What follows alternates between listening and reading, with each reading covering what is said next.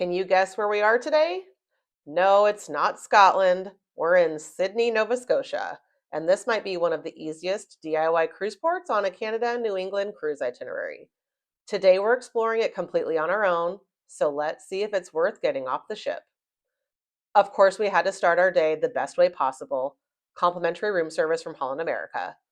There's just something so relaxing about sipping coffee in a cozy ship-provided robe, easing into the day without rushing to the buffet. Port mornings like this, they are absolutely elite. Now, depending on where your ship docks, be prepared to walk a bit. We were not docked at the closest pier to the Welcome Center, so it took about 5 to 10 minutes to reach one of the most iconic sites in Sydney, the world's largest Fiddle, standing 60 feet tall and celebrating Cape Breton's deep Celtic roots. First tip, grab the complimentary port map as you walk into town. It clearly marks historic sites and makes exploring super easy. And yes, bring comfortable walking shoes. This is absolutely a walking port. All right, so we started along the waterfront boardwalk, easy, scenic, and right off the ship.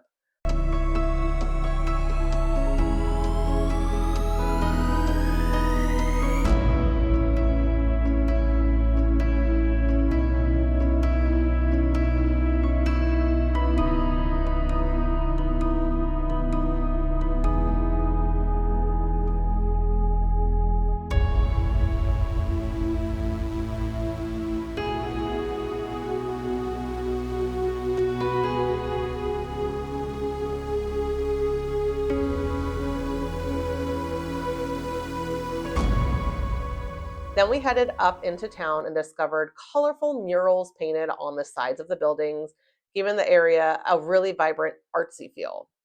We ended up at 7 by 7 restaurant for lunch, and let me tell you, the poutine, it was absolutely stellar.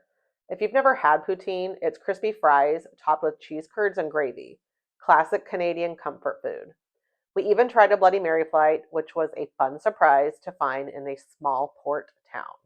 Now, we learned from our server here at the restaurant that shore excursion buses in Sydney often come from Halifax to meet the high demand of cruise ship passengers. So I thought that was very interesting to learn.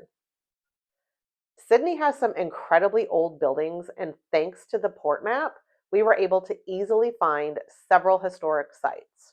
One of the highlights was St. George's Church, established in 1785 and considered to be the oldest building in Sydney.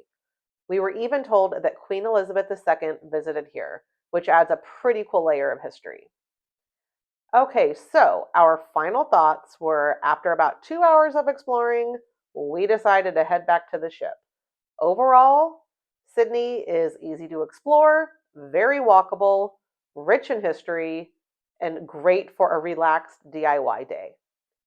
Would I book an excursion here? Maybe, especially to explore more of Cape Breton Island. But if you just want a low-stress, scenic, self-guided port day, Sydney definitely delivers.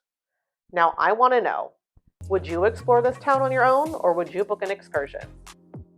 If you found this helpful, hit that like button, drop your questions below, and subscribe for more cruise port tours, tips, and honest reviews.